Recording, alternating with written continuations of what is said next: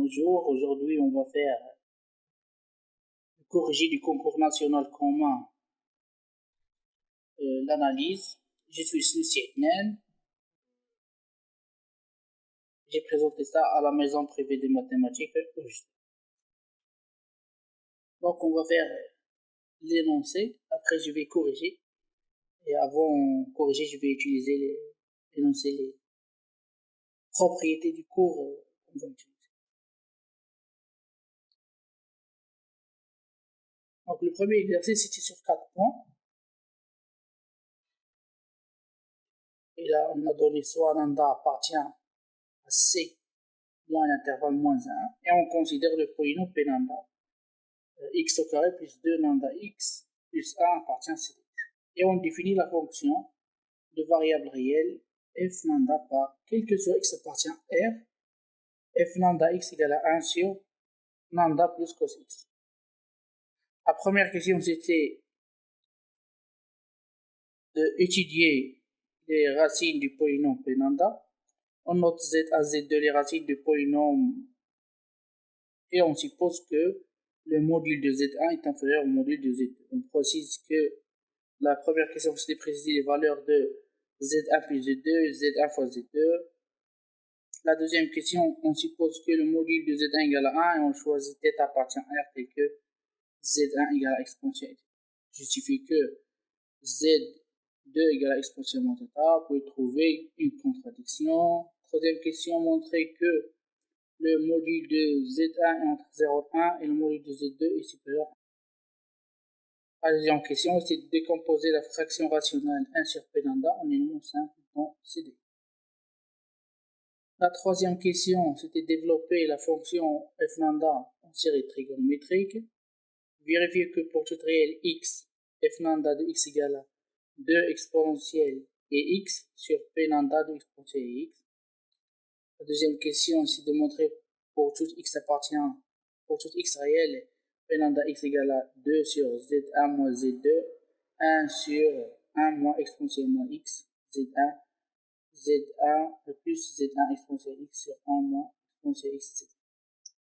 Justifier que pour toute réelle x, la série numérique converge et que f lambda de x égale à 2 sur z1 moins z2, facteur de 1 plus 2, la somme allant de 1 jusqu'à l'infini de z1 à la puissance n cosinus nx.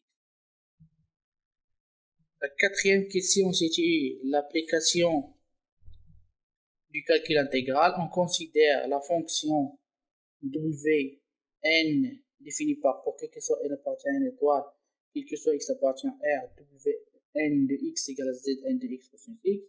Montrer que la série de fonctions converge uniformément, et déduire la valeur de l'intégrale, et en déduire en particulier les valeurs de l'intégrale entre 0 et pi de cosinus nx sur 2 plus cosinus t dt et cosinus nx entre 0 et pi cosinus nt et cosinus t sur le cosinus hyperbolique de a t de t pour toute n appartient à n et pour toute réelle appartient où cosinus a désigne la fonction cosinus hyperbolique.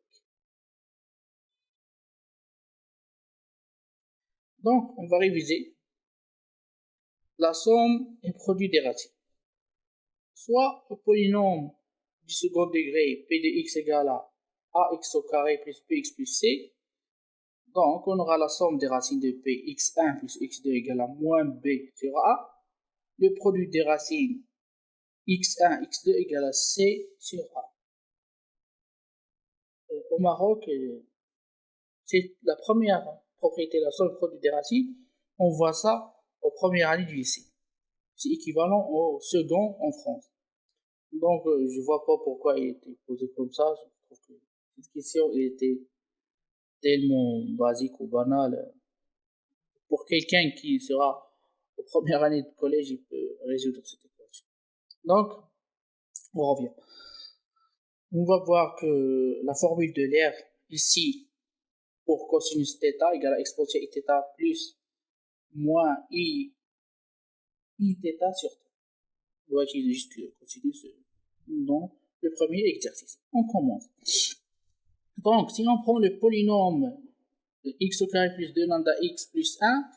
Donc si z1 plus z2. On vient de dire, ça c'est facile, c'est égal à moins 2 lambda. Et z1 fois z2 égale à 1. Pourquoi 1? Parce que si on prend c sur a, c ici c'est 1 et a c'est 1, donc 1 sur 1 égale à 1. z1 plus z2 égale à moins 2 lambda, donc on aura moins b sur a. Le b ici c'est 2 lambda, plus 2 lambda, moins, ça c'est moins 2 lambda. Et sur 1, on aura donc z1 plus z2 égale à moins 2 lambda. La deuxième question, soit θ appartient à R, tel que on pose que z1 égale à exponentielle iθ.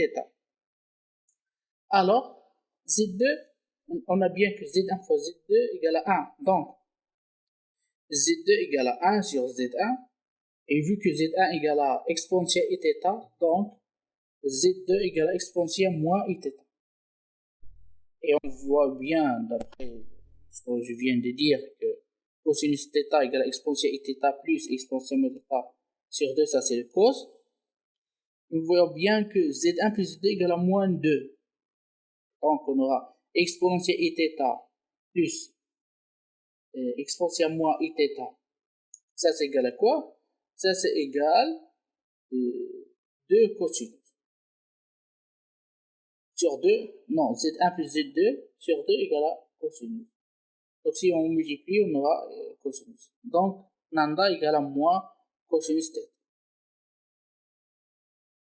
Donc la troisième question de la question précédente, si on a z1 différent de 1 et z2 différent de 1, et on a le module de z1 fois le module de z2 égale à 1, forcément l'un des deux racines est plus petit que 1 et l'autre est plus petit. Par exemple, on aura 0, z1, 0 et 1 inférieur à z1 et, 1 supérieur, et z2 supérieur à 1. Ok? Donc la décomposition en éléments simples. On doit écrire 1 sur p lambda de x égale à a sur x moins z1 plus b sur x moins z1. Donc on va prendre a égale à x moins z1 sur p lambda. Et ça c'est égal à 1 moins z1 z2. Et b égale à x sur 1 moins z2. Et p lambda de x. Et si on aura avec x égale à z2, on aura 1 sur z2 moins z. Donc, on aura 1 sur p lambda égale à quoi? Égale à 1 sur z1 moins z2, 1 sur z1 moins x moins z1, moins 1 sur x moins z2. Donc, soit x appartient à la troisième question, soit x appartient à 1, et la formule de l'air donne quoi? Donne p de lambda. On aura de x égale à 2 fois exponentielle x plus exponentielle moins x. Donc, on va faire ça au même dénominateur. On aura exponentielle 2x plus 2 lambda exponentielle x plus 1. Et ça, c'est égal à 2 sur exponentielle x sur p lambda de exponentielle x. La question 3.2 de la question 2, on a quoi? On a p de lambda de x égale à exponentielle x sur z1 moins z2 facteur de 1 sur exponentielle x moins z1 moins 1 sur exponentielle x moins z2. Donc, on aura 2 sur z1 moins z1 moins z2 facteur de exponentielle x sur exponentielle x moins z1 moins 1 sur exponentielle x moins 1 sur z1. Pourquoi? Parce qu'on a z1, z2 égale à 1. Donc on a remplacé z2 par 1 sur z1. Et on doit trouver quoi? On doit trouver que ça c'est égal à 2 sur z1 moins z2 facteur de 1 sur 1 moins exponentielle moins x z1. Ça c'est plus z1 exponentielle x sur 1 moins exponentielle x z1. Donc 3.3. On a z1 entre 0 et 1, et Zn de 1 sur n de cosinus nx, et ça c'est inférieur à Z1 à la puissance, le module de Z1 en puissance 1. Donc on voit bien que la série de Z à la puissance n converge, donc la somme est absolument convergente. Et nous avons 1 sur 1 moins exponentielle moins xz1 égale à la somme de 1 jusqu'à plus l'infini de z1 à la puissance n exponentielle moins nx. Et ça c'est égal à quoi? Égal à z1 exponentielle x, 1 moins exponentielle x, z1. On aura ça égal à la somme de 1 jusqu'à plus l'infini de z1 à la puissance n plus 1 exponentielle i facteur de n plus 1x. Et ça c'est égal à la somme de 1 jusqu'à plus l'infini de z1 à la puissance n exponentielle x. Donc, f lambda de x égale à 2 sur z1 moins z2, facteur de 1 plus la somme de 1 jusqu'à plus l'infini de z1 à la puissance n, facteur de exponentielle inx moins plus exponentielle moins nx.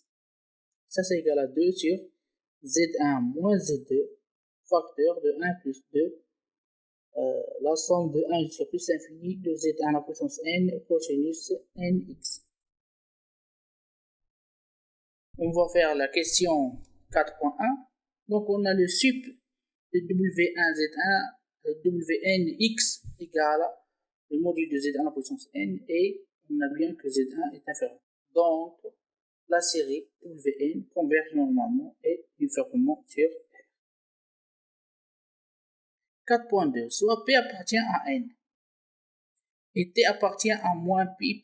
La question 0.33, on a cosinus P de x de f lambda de x égale à cosinus P de x sur lambda plus cosinus T. Et ça, c'est égal à 2 sur Z1 moins Z2, facteur de cosinus PT plus 2 de 1 jusqu'à plus l'infini de Z1 à la puissance n, cosinus PT, cosinus NT. Et soit Fn, fonction qui voit t vers z1 à la puissance n, cosinus pt, cosinus nt. La série des fonctions sigma de f uniformément sur R, donc sur moins pi, et le théorème d'inversion de la somme intégrale, donc quoi? Dans l'intégrale de moins pi, cosinus pt sur lambda plus cosinus t, dt égale à 2 sur z1 moins z2, facteur de moins pi cosinus p de t plus 2 la somme de 1 jusqu'à plus infini de z1 à la puissance n fois l'intégrale de moins pi de cosinus pt cosinus nt dt, et on a la formule cosinus pt cosinus nt égale à 1 demi cosinus de p plus nt plus cosinus de p moins n dt. Donc, on aura l'intégrale de moins 1 de moins pi de cosinus pt cosinus nt égale à 0 si n est différent de p égale à pi si n égale à p. Et on distingue le cas que p est différent de 0 et p égale à 0, on obtient que l'intégrale de moins pi de cosinus pt sur lambda plus cosinus de t égale à 4 pi z1 à la puissance p sur z1 moins z2. Et on a l'intégrale de 0 pi de cosinus p de t sur 1 moins sur 1 plus cosinus de t dt égale à 2 z 2 pi z1 à la puissance p sur z1 moins z2. Donc, pour la cinquième question, si lambda égale à 2, alors z1 égale à 2 plus racine de 3 et z2 égale à moins 2 moins racine de 3. Donc, l'intégrale entre 0 et pi de cosinus n de t, 2 plus cosinus de t, égale à pi racine de 3, moins 2 plus racine de 3 à la puissance n sur 3. Ici, lambda égale à cosinus hyperbolique de a, avec a positif, alors z1 égale à exponentielle moins a, et z2 égale à a. Donc, l'intégrale entre 0 et pi de cosinus n de t égale à sur cosinus de t plus sur cosinus de t plus cosinus hyperbolique de a de dt égale à moins pi exponentielle moins na sur sinus hyperbolique de a. Merci pour si vous avez resté jusque là, merci. Et je vous demande si vous avez des questions, posez en dessous des vidéos. Merci.